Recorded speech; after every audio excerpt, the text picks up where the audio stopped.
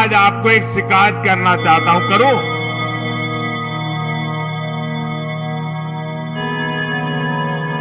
आपके खिलाफ है शिकायत, करूं?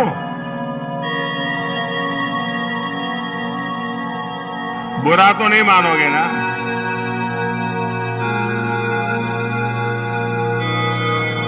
एक चौथाई लोग भी नहीं थे सभा में। आज चारों तरफ मैंने ऐसी सभा पहली बार देखी है।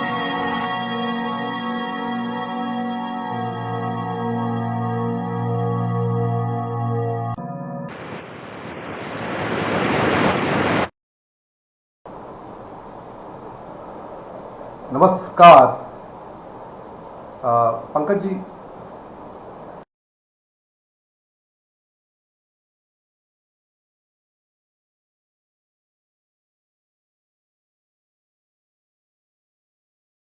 नमस्कार, आपका स्वागत है सवाल में। सवाल वही है जो हमारे पिछले दिन का सवाल था कि क्या ये देश जो है इस समय एक बिना सरकार का देश है। Is this a nation without PM?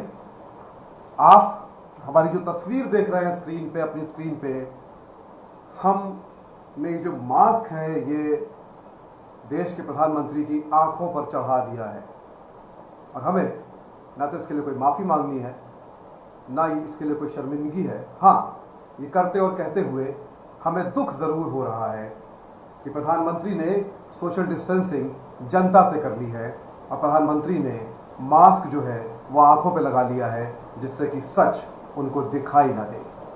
आज दिन भर क्या हुआ? कल हमने बात की थी कि प्रधानमंत्री जिस वक्त देश में लाखों लोग रोज कोविड की जद में आ रहे हैं, चपेट में आ रहे हैं, हमारे देश के प्रधानमंत्री चुनावी रैलियां कर रहे हैं और उन्होंने जो कहा था बंगाल, आसनसोल की रैली में बंगाल में, कि उनको भी भारी भीड़ देख के खुशी हो रही है। भारी भीड़ जिससे बचने के लिए दिल्ली में लॉकडाउन लगा दिया गया है। गुड़गांव में भी खबर है कि लॉकडाउन का ऐलान हो गया है। उत्तर प्रदेश में भी लॉकडाउन का ऐलान हो गया था, लेकिन सरकार ने ऐन मौके पर हाईकोर्ट के आदेश को मानने से मना कर दिया और कहा कि यूपी सरकार लॉकडाउन नहीं लगाएगी क्योंकि इससे गरीब वर्ग के लिए आर्थिक अव्यवस्था फैल जाएगी। लेकिन एक और चीज हुई है, केंद्रीय स्वास्थ्य मंत्री डॉक्टर हर्षवर्धन ने एक चिट्ठी लिखी है। जी, केंद्रीय स्वास्थ्य मंत्री डॉक्टर हर्षवर्धन ही हैं, भले ही आपने पिछले एक महीने में कोविड के बुरे से बुरे हालात में उनका नाम ना सुना हो, उनका कोई बयान ना सुना हो, उनको कभी जमीन पे ना देखा हो, उनको डॉक्टर्स के ना बीच ना देखा हो, लेकिन वो दिखाई देते हैं बाबा रामदेव की दवा कोरोनिल लॉन्च करते हुए, जिसका कोई वैज्ञानिक आधार नहीं है कोरोना के इलाज का। वो दिखाई देते हैं ट्विटर पे घर में लॉकडाउन में बैठ के मटर छीलते हुए। इस मटर छीलने को आप मुहावरे की तरह भी ले सकते हैं, लेकिन ये दरअसल एक तस्वीर थी जो उन्होंने ट्वीट की थी।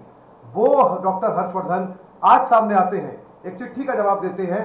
वो चिट्ठी क्या है मैं आपको दिखाता हूं, अपनी स्क्रीन पे आप चिट्ठी देख सकते हैं। उस चिट्ठी में डॉक्टर मनमोहन सिंह को जवाब है। पूर्व प्रधानमंत्री डॉक्टर मनमोहन सिंह ने एक चिट्ठी लिखी थी प्रधानमंत्री नरेंद्र मोदी को कोविड-19 से निपटने के उपायों को लेकर कुछ परामर्श देते हुए। एक पूर्व प्रधानमंत्री के तौर पे पीएम रैलियों में व्यस्त थे, वो इस चिट्ठी का जवाब नहीं दे पाए। जाहिर सी बात है, जब वो मरते हुए लोगों की आह नहीं सुन पा रहे हैं तो चिट्ठी का जवाब क्या देंगे? जवाब दिया डॉक्टर हर्षवर्धन ने। इस चिट्ठी में 5 जो सलाह डॉक्टर मनमोहन सिंह ने दी थी उनमें से किसी का ना तो कोई तार्किक जवाब दिया गया, ना ही ये कहा गया कि हाँ ये सलाह अच्छी है या बुरी है, ना ही ये बताया गया कि इनको माना जाएगा कि नहीं माना जाएगा, ना ही लॉजिकल उनको काटा गया, खारिज किया गया। जवाब में वही किया डॉक्टर हर्षवर्धन ने जो भारतीय जनता पार्टी की ज्यादातर नेता करते हैं, जिसको अंग्रेजी में कहते हैं व्हाट अबाउटरी। उन्होंने कहा कि आप तो ये परामर्श दे रहे हैं लेकिन कांग्रेस के नेता तो ये कह रहे हैं। यानी कि दरअसल इस आपातकाल संकट काल में भी भारतीय जनता पार्टी या केंद्र सरकार के नेता और मंत्री मुद्दे पर बात नहीं करेंगे, वो व्हाट अबाउटरी करेंगे, जिसके लिए उनको जाना जाता है। कुछ लोगों को लग रहा होगा हम बहुत हार्ड हिटिंग हो रहे हैं, हमारे पास कोई और रास्ता नहीं है, क्योंकि इस समय कोरोना से ज्यादा हार्ड हिटिंग कुछ भी नहीं है। हमारे साथ है वरिष्ठ पत्रकार प्रशांत टंडन जी और हमारे संस्थापक संपादक doctor Pankaj Shrivastava. Media vigil का सवाल, अ नेशन विदाउट पीएम देख रहे हैं सभी लोगों का स्वागत है। ट्विटर पे ट्रेंड चल रहा है रिजाइन प्राइम मिनिस्टर और resign health minister. Prashant ji, आप क्या कहेंगे इसके बारे में? डॉक्टर हर्षवर्धन ने जो है आज चिट्ठी लिखी है। देखिए, ये सरकार, मोदी सरकार असंवेदनशीलता के रोज नए कीर्तिमान स्थापित कर रही है। आज दो बातें हुई हैं। एक, प्रधानमंत्री ने आज बैठक ली है और उसमें वो सारे फैसले लिए हैं जिनकी बात मनमोहन सिंह ने अपनी चिट्ठी में कही थी, या दूसरे कांग्रेस के राज्यों के मुख्यमंत्री अशोक गहलोत या राहुल गांधी कह रहे थे पिछले कई दिनों से, और ममता बनर्जी भी कह रही थी कि स्टेट्स को जो है वो परमिशन दी जाए वैक्सीन प्रोक्योर करने के अपने फंड से। वैक्सीनेशन जो है वो अक्रॉस द बोर्ड 18 साल से ऊपर के लोगों को होना चाहिए, 45 की एज बार से नीचे के लोगों को भी। ये सारी बातें आज उन्होंने मान ली। इसके पहले वैक्सीन इंपोर्ट करने का और दूसरे कंट्रीज के वैक्सीन को यहाँ लाने की बात भी वो मान चुके हैं। तो प्रधानमंत्री के अपने तो कोई विवेक बुद्धि इसमें दिखाई नहीं दे रहा है। वो केवल आज उन्होंने जो किया वो मनमोहन सिंह के सुझावों को मान लिया। जिस असंवेदनशीलता की मैं बात कर रहा हूँ वो ये, डॉक्टर हर्षवर्धन जिसका जिक्र आप कर रहे थे, उन्होंने बेहद नागवार चिट्ठी उस वक्त लिखी है जब doctor Manmohan Singh corona positive होकर एम्स में भर्ती हुए हैं। और उस वक्त उन्होंने क्या लिखा है जी, वो उसमें वो पूरा बीजेपी कांग्रेस कर रहे हैं। देश का स्वास्थ्य मंत्री एक अभूतपूर्व महामारी के बीच में अभी भी वो कांग्रेस और बीजेपी कर रहा, हालांकि उनको प्रेरणा वहीं से मिल रही होगी कि बंगाल की रैलियों में जो बातें हो रही हैं दीदी और दीदी की भाषा, और आज भी अमित शाह गृह मंत्री की 3 रैलियां बंगाल में हुई हैं। तो रोज मैं देख रहा हूं कि असंवेदनशीलता की नए कीर्तिमान, नई ऊंचाइयां जो है ये सरकार छू रही है। और आज जो हर्षवर्धन ने जवाब दिया है, डॉक्टर हर्षवर्धन ने, वो बेहद नागवार जवाब है भाई। वो क्या इस वक्त भी बीजेपी कांग्रेस करेंगे कि कांग्रेस की सरकारों में ये हुआ, बीजेपी की सरकारों में ये हुआ? और मैं कांग्रेस की सरकारों का अगर वो बात कर रहे हैं तो मैं बता दूं कि पहली बात कि इन्होंने भी डिस्क्रिमिनेशन किया। डिस्क्रिमिनेशन, भेदभाव ये किया कि मध्य प्रदेश को, गुजरात को वैक्सीन की जितनी डोज दी गई, क्या उतनी डोज दूसरी पार्टियों के राज्यों को दी गई? राजस्थान में अब तक 1,70,00,000 लोग वैक्सीनेट हो चुके हैं। 4-5 लाख लोगों को रोज वहाँ वैक्सीनेशन हो रहा था, लेकिन वहाँ वैक्सीन की कमी हो गई। अब इन्होंने 11 लाख, फ्राइडे को 11 लाख वैक्सीन राजस्थान को दी। 11 लाख का मतलब जिस रफ्तार से राजस्थान कर रहा था वो वैक्सीन की डोज फिर खत्म हो गई होंगी। तो ये जो बीजेपी कांग्रेस करने का एक तरीका निकाला है, मतलब ये लगातार कैंपेन, लगातार चुनावी प्रचार, प्रशांत जी, महामारी के समय तो है जो ये लगातार करते आ रहे हैं 7 साल से।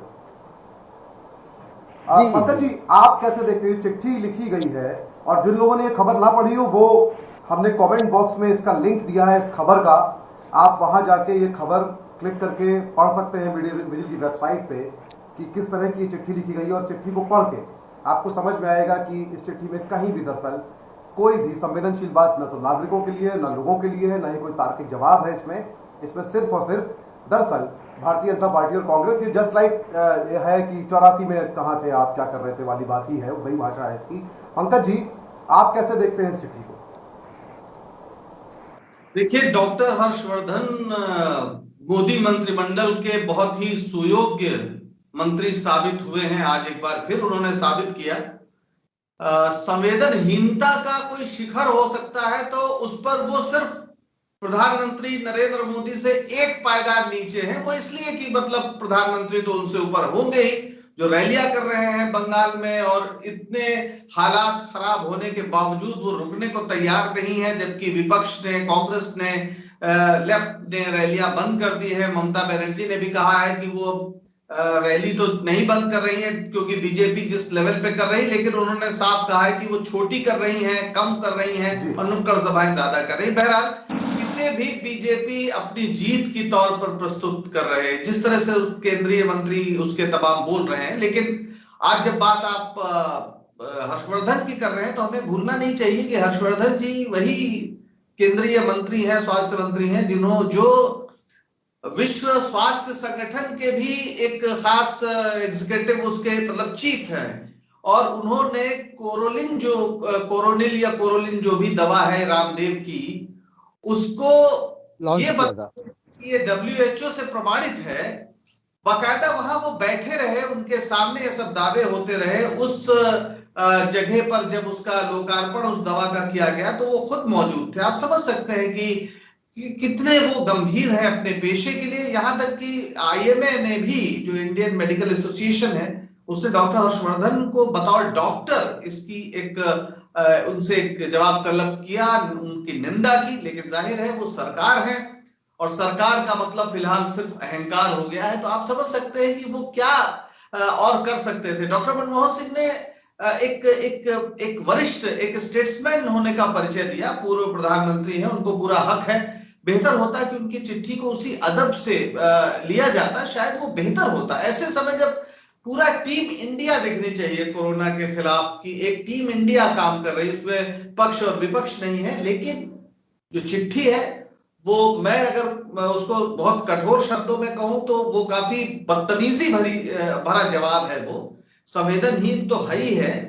एक बड़े राजनेता जो 10 साल तक देश के प्रधानमंत्री रहे, उनके प्रति भी बहुत ही एक गलत उनका व्यवहार है।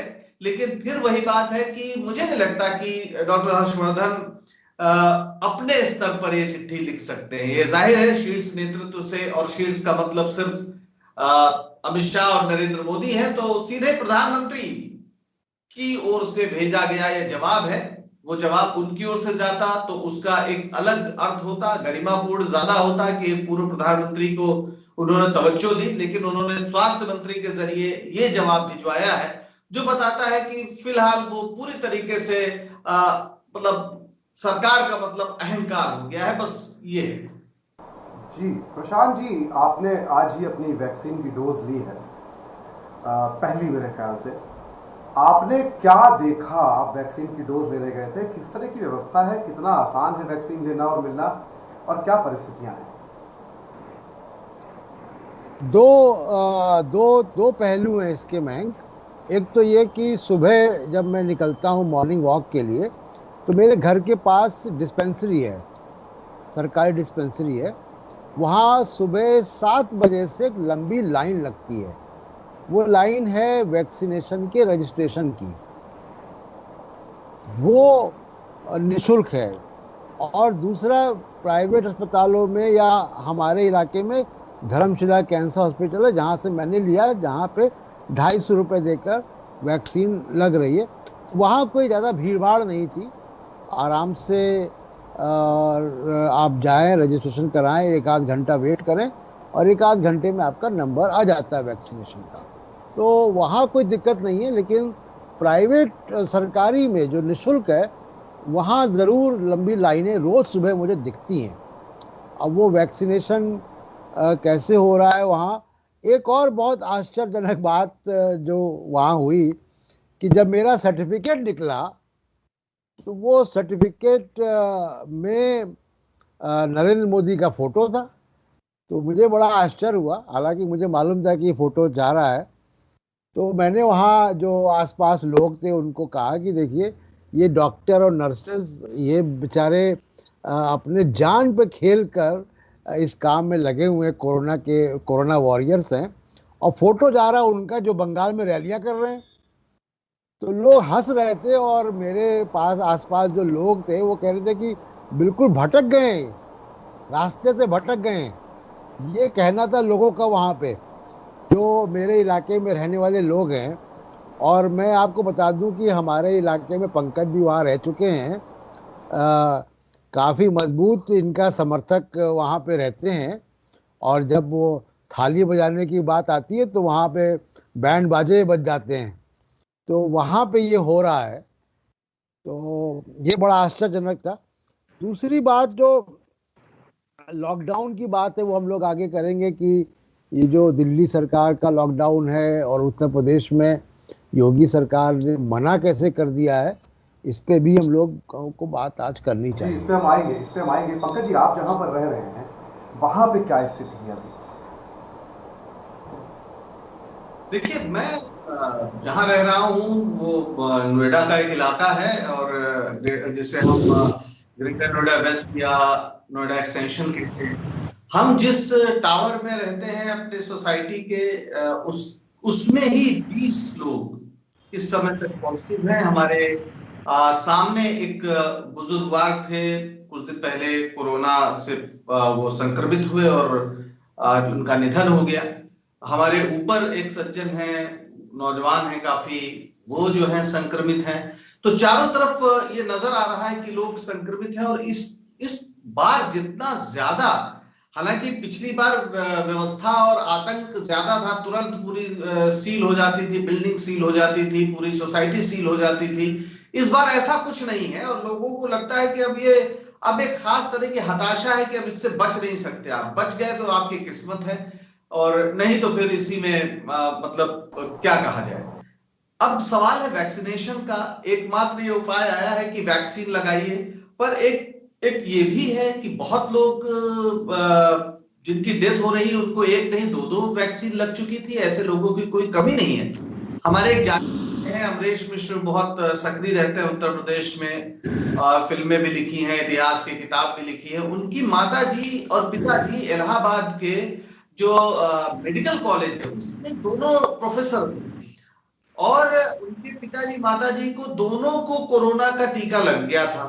इसके बावजूद वो इन्फेक्टेड हुए और उसके बाद वो भर्ती हुए अस्पताल में। और जो बुरी स्थिति है, बीबीसी में पूरी रिपोर्ट आई है, उसमें डॉक्टर जेके मिश्रा जो खुद विभागाध्यक्ष थे वहां के, जिनके अपने सिखाए हुए छात्र आज स्वरूप रानी मेडिकल कॉलेज में विभिन्न जगहों पर हैं, वो उनको वेंटिलेटर नहीं मिल सका।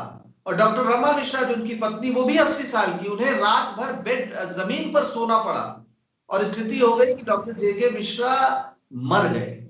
आप सोच लीजिए क्या स्थिति हो सकती है। दोनों को वैक्सीन लग गया। तो कहीं ना कहीं जनता के बीच ये भी एक बात जा रही है कि भाई वैक्सीन से भी तो सुरक्षा नहीं हो रही है। तो एक खास तरह की हताशा चारों ओर फैली हुई है। और अब सरकार कह रही है कि वैक्सीनेशन बड़े पैमाने पे होगा, 18 के ऊपर सबको होगा। बहुत अच्छी बात है। पर जैसा प्रशांत ने कहा कि राजस्थान सरकार की भी मांग पूरी नहीं हो पा रही, तो आप समझ सकते हैं कितनी वैक्सीन की जरूरत है और इसके निर्माण, उत्पादन या आयात में कितना समय, कितना संसाधन लगेगा। मुझे नहीं लगता कि तत्काल चाहे जितना आप कह दीजिए वैक्सीन लगने वाली नहीं है अभी की जो स्थिति है। अब वो बड़े पर या तो सभी जितनी भी निजी संस्थाएं दुनिया भर की है, सबको वैक्सीन भारत भेजने की इजाजत दी जाए, आयात करने की इजाजत दी जाए, तो शायद कुछ हो सकता है। नहीं तो मुझे लगता नहीं कि इतनी ज्यादा वैक्सीन है हमारे पास कि वैक्सीनेशन ड्राइव बड़े पैमाने पर चल सकता है।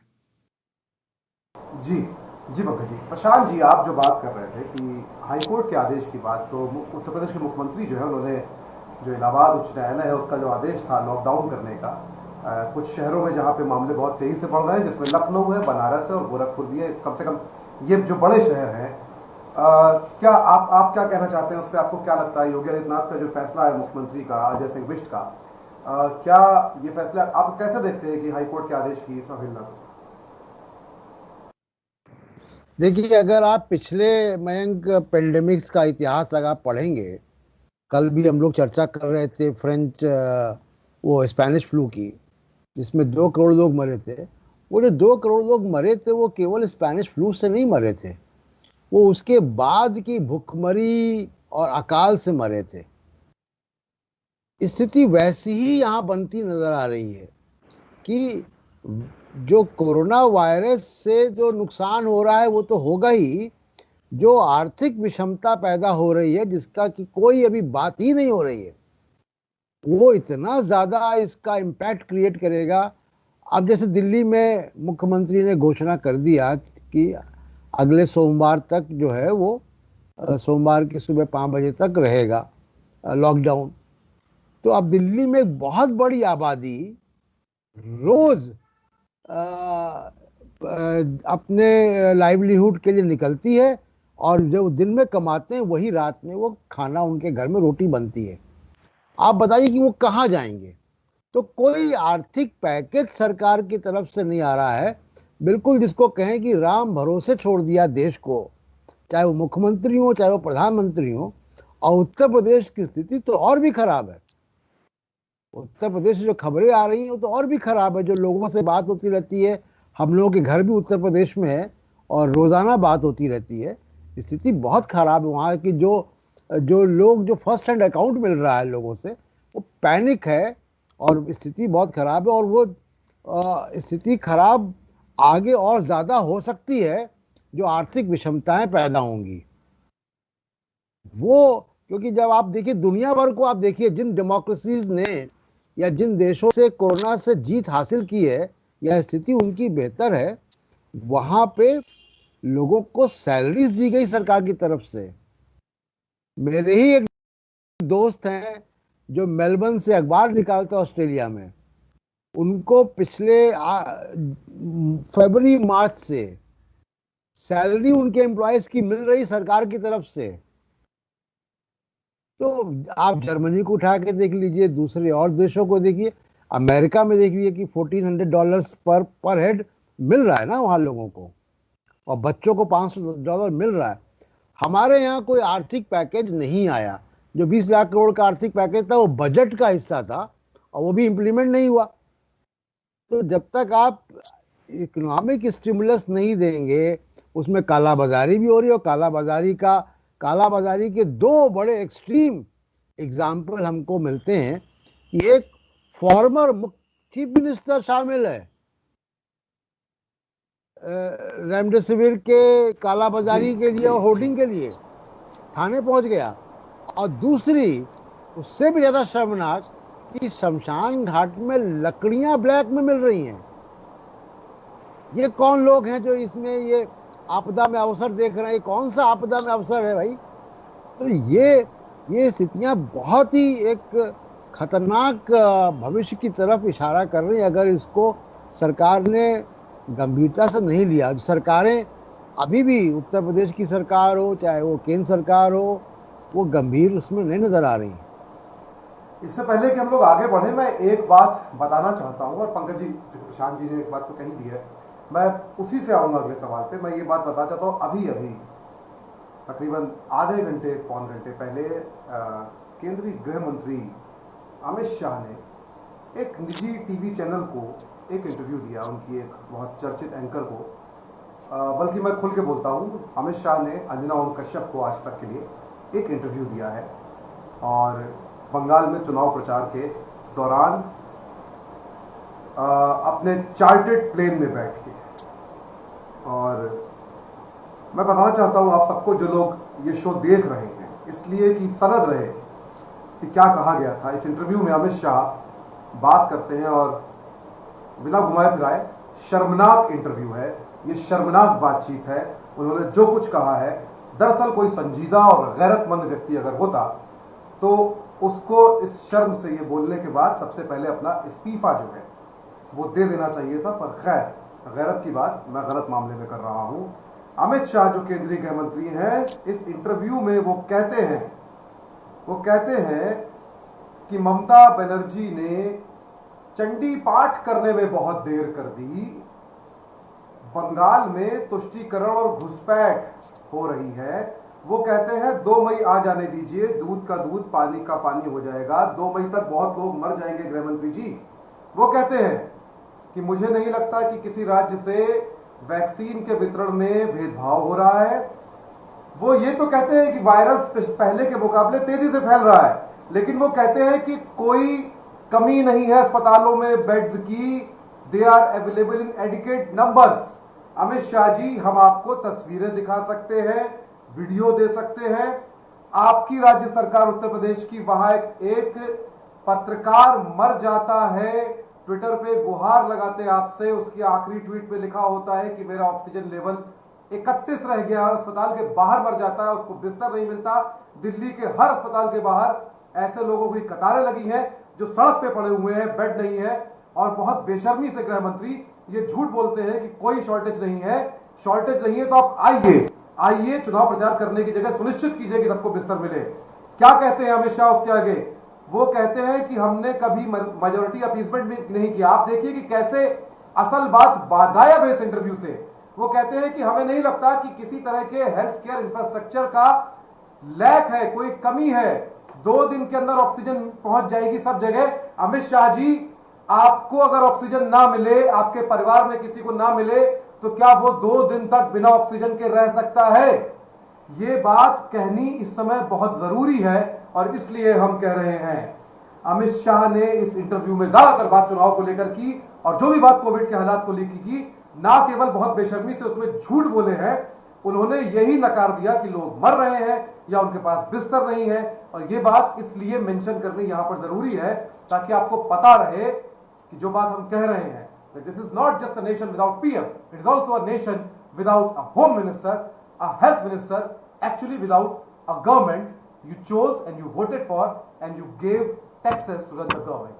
पंकज जी, क्या कहते हैं अमित शाह ने जो बोला उसमें?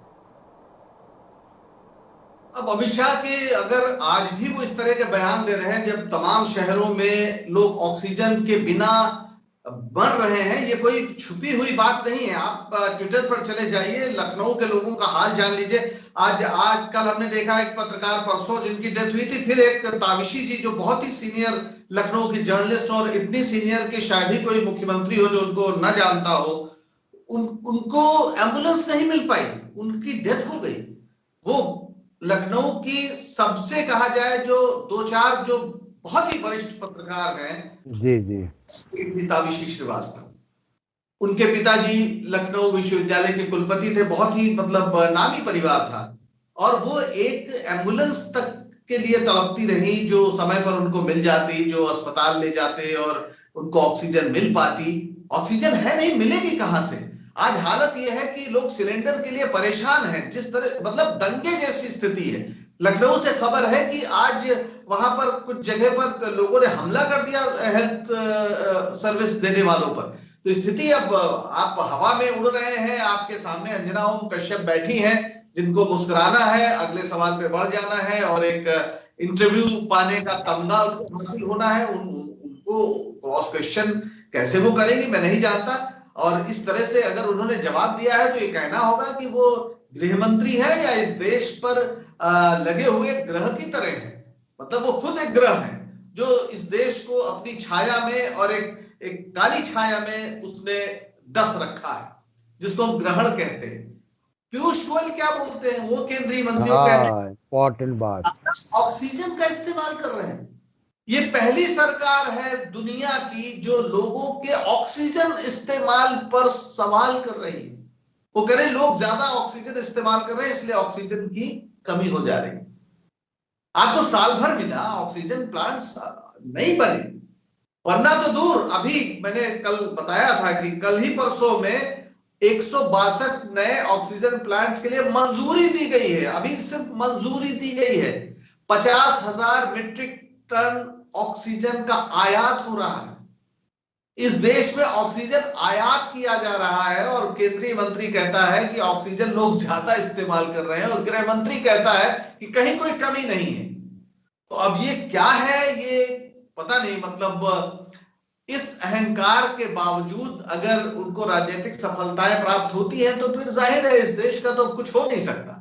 वाकई स्थितियां बहुत ही गंभीर हैं और मेरा ख्याल है कि अब लोगों को सोचना चाहिए एक नागरिक के तौर पर, और जो एक नागरिक बोध होता है लोकतंत्र से, उसकी कुछ आशाएं होती है, कुछ उसका दायित्व होता है, कुछ उसके अधिकार होते हैं और सरकारें उसकी नौकर हैं। ये बात उसे याद रखनी चाहिए और उसे सवाल करना चाहिए कि अस्पताल क्यों नहीं है, ऑक्सीजन क्यों नहीं है।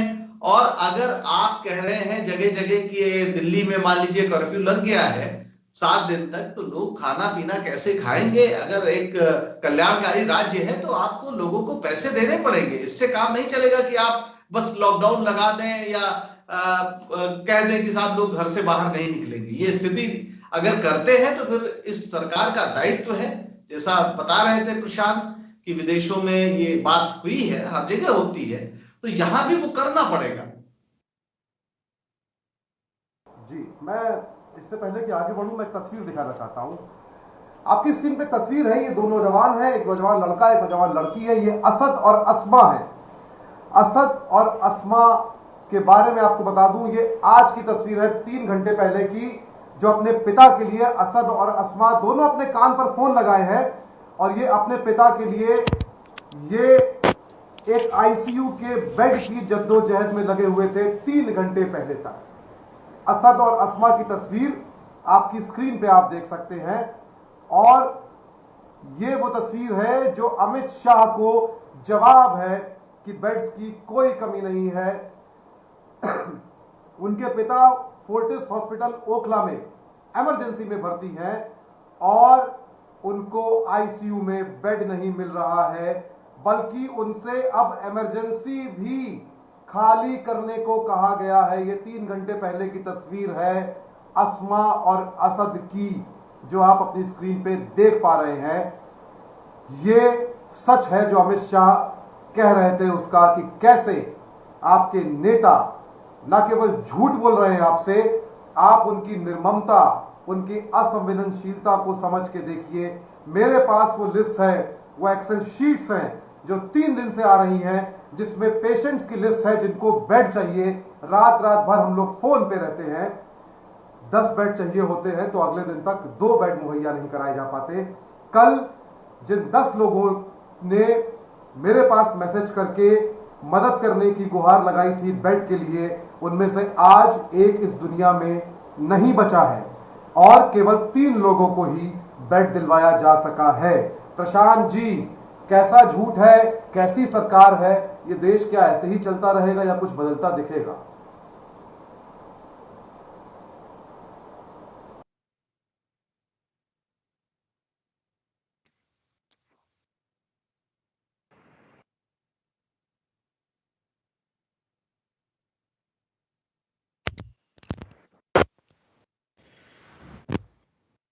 अब यार, जी आ रही है।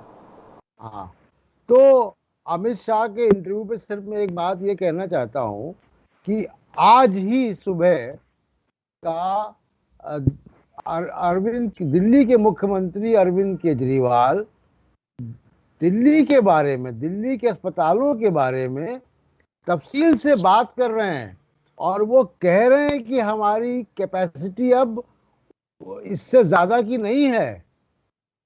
ये आज अरविंद केजरीवाल ने कहा, ये दिल्ली की राजधानी के बड़े अस्पतालों की तस्वीर आज उन्होंने पेश की है। किसी और आप क्या दिल्ली के मुख्यमंत्री की पर विश्वास नहीं करेंगे?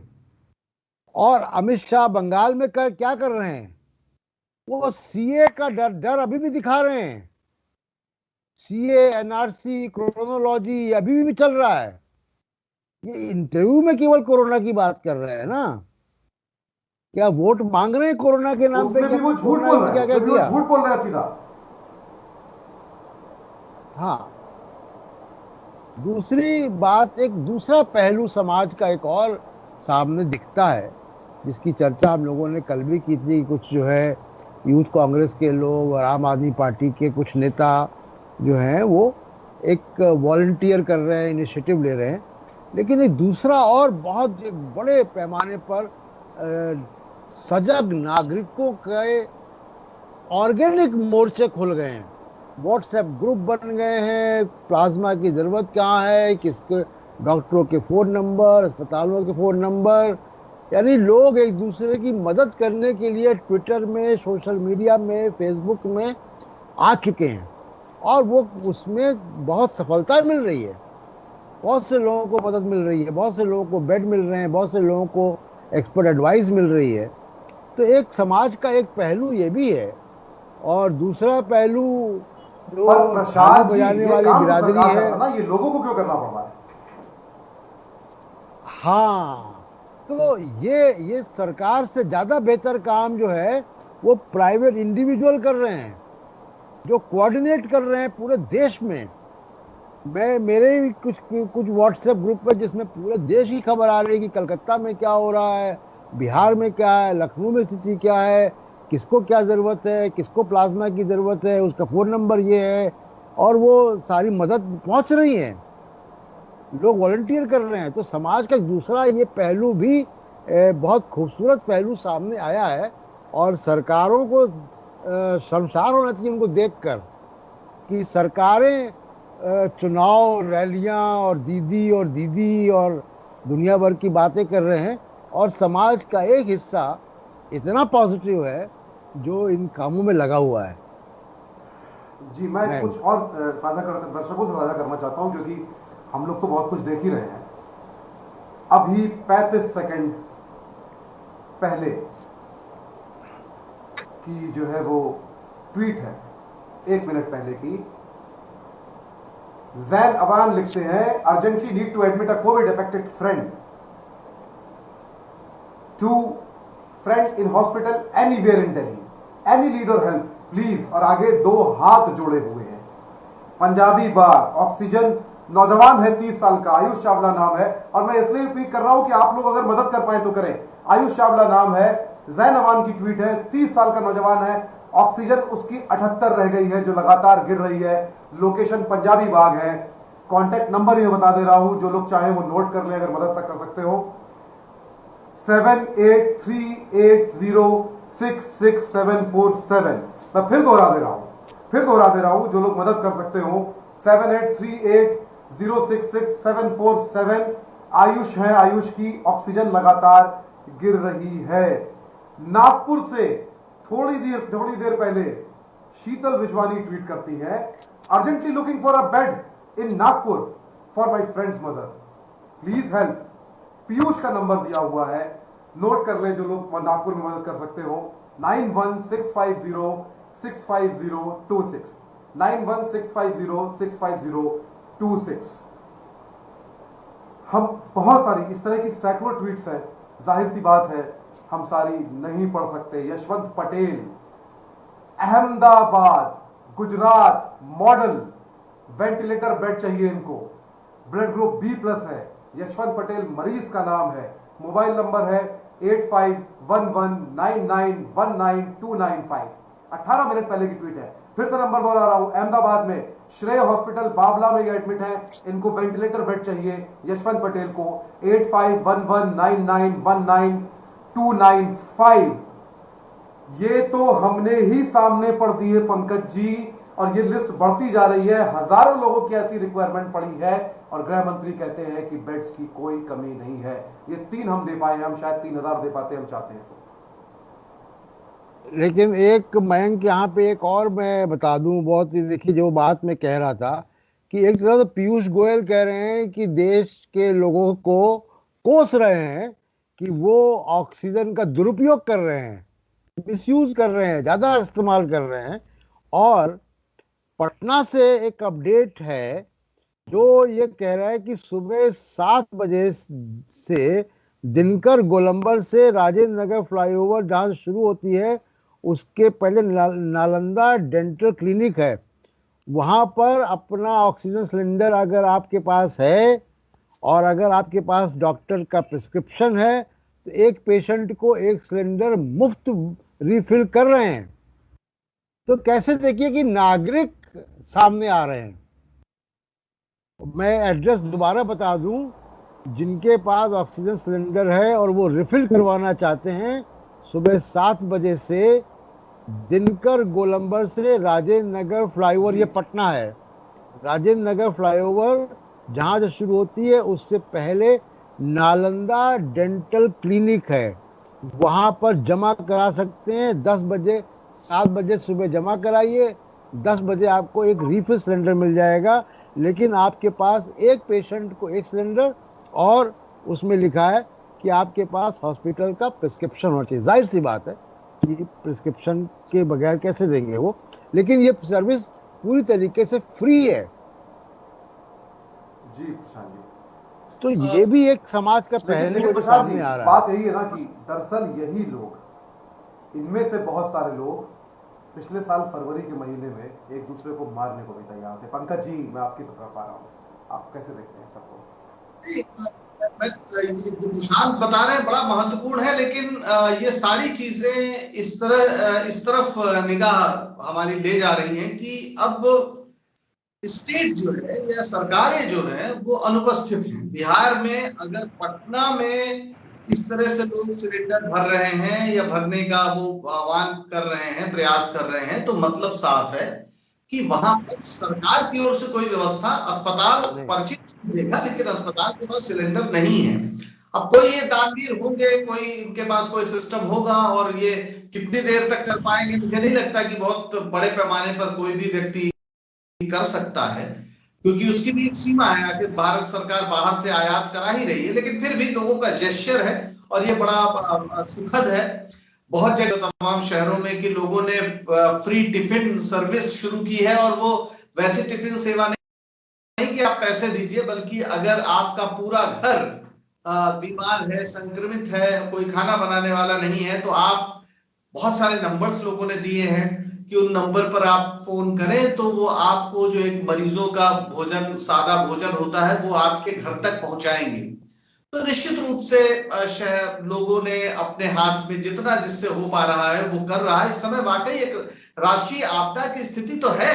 दिक्कत यह है कि इस राष्ट्रीय आपदा से मुकाबला करने के लिए जो सरकारें चुनी जाती हैं वो पूरी तरह नाकाम हो गई, और इसीलिए हम कह रहे हैं कि नेशन विदाउट पीएम, क्योंकि इस समय सरकार की उपस्थिति सबसे ज्यादा जरूरी है। ऐसे ही समय जब लोग बेबस हो जाते हैं तब सरकारों का महत्व सबसे ज्यादा होता है। नहीं तो आमतौर पर आएगा तो बिना डॉक्टर के भी मिले हम जाकर कॉम्बिफ्लॉम या कोई इस तरह की गोली खा ही लेते हैं लोग, उसमें कोई इतनी बड़ी बात नहीं है। सवाल तो तब है जब वाकई ऐसी स्थिति है कि लोगों को बेड चाहिए, लोगों को ऑक्सीजन चाहिए और बड़े पैमाने पर चाहिए, तब किसी देश का जो हेल्थ सिस्टम है उसमें कितना विजन है, इससे तय होता है कि वो देश उससे कितनी जल्दी उबर पाएगा या नहीं उबर पाएगा।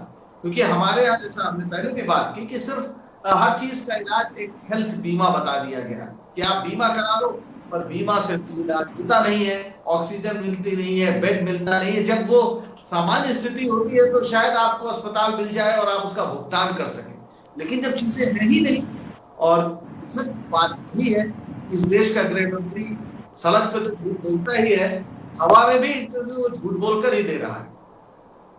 जी बहुत बहुत शुक्रिया आपका प्रशांत जी, पंकज जी।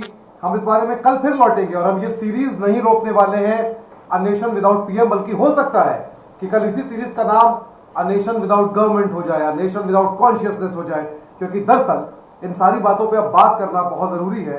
जैसा कि मुक्तिबोध हिंदी के कवि कहते हैं, अभिव्यक्ति के खतरे अब उठाने ही होंगे।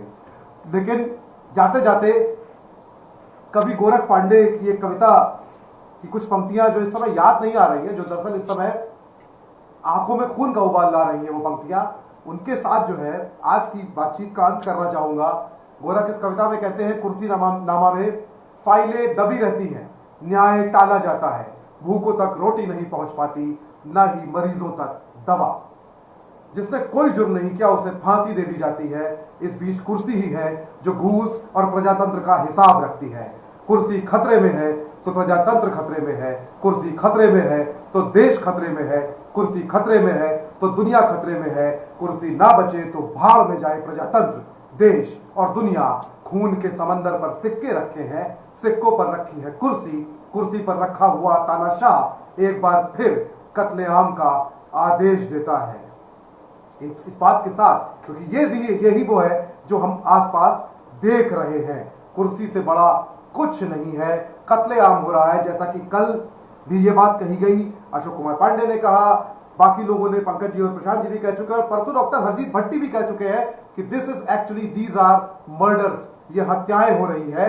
और तानाशाह कुर्सी पे बैठा है, कुर्सी बचाने में लगा है, चुनाव में रैलियां कर रहा है। तानाशाह को फर्क नहीं पड़ रहा, रोटी नहीं पहुंच रही लोगों तक, दवा नहीं पहुंच रही मरीजों तक। हमको तय करना होगा कि क्या हम ऐसे जी सकते हैं, और ये भी कि क्या हम ऐसे ही मर सकते हैं। इसी बात के साथ बहुत बहुत शुक्रिया प्रशांत जी, बहुत बहुत शुक्रिया पंकज जी। कल फिर सवाल में हम इसी सवाल पे बात करेंगे, that is this a nation without PM. फिर मिलेंगे आप सब लोगों से। बहुत बहुत शुक्रिया देखने के लिए। हमारा फेसबुक पेज फॉलो कीजिए, हमारी आर्थिक मदद कीजिए, हमने लिंक जो है कमेंट बॉक्स में दिया हुआ है, आप वहां से हमारी आर्थिक मदद का लिंक देख सकते हैं, स्क्रीन पर भी आ रहा है। हमारी वेबसाइट पर भी आर्थिक मदद का लिंक है। हम आपकी आर्थिक मदद से चलते हैं, आप हमारे स्पॉन्सर हैं। हमारा यूट्यूब का जो चैनल है उसको सब्सक्राइब कीजिए, वो लिंक भी आपको हमारी वेबसाइट पर मिल जाएगा। इस वीडियो को शेयर कीजिए जिससे लोगों तक ये फैक्ट्स पहुंचे, ये बातचीत पहुंचे, आवाज पहुंचे जो और कहीं आसानी से आपको नहीं मिलेगी। हमारी मदद इसलिए भी कीजिए क्योंकि ये नहीं पता है कि कब हमारे जैसी सारी आवाजें उन पर ताले लगाने की कोशिश शुरू हो जाए। बहुत बहुत शुक्रिया आप सबका जो लोग देख रहे थे। बहुत बहुत शुक्रिया आप लोगों का जो हमको ये सब करने में समर्थन और प्रोत्साहन देते हैं।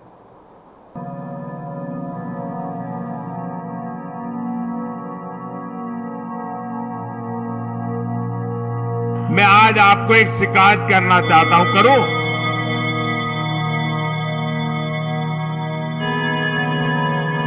आपके खिलाफ है शिकायत, करूं? बुरा तो नहीं मानोगे ना?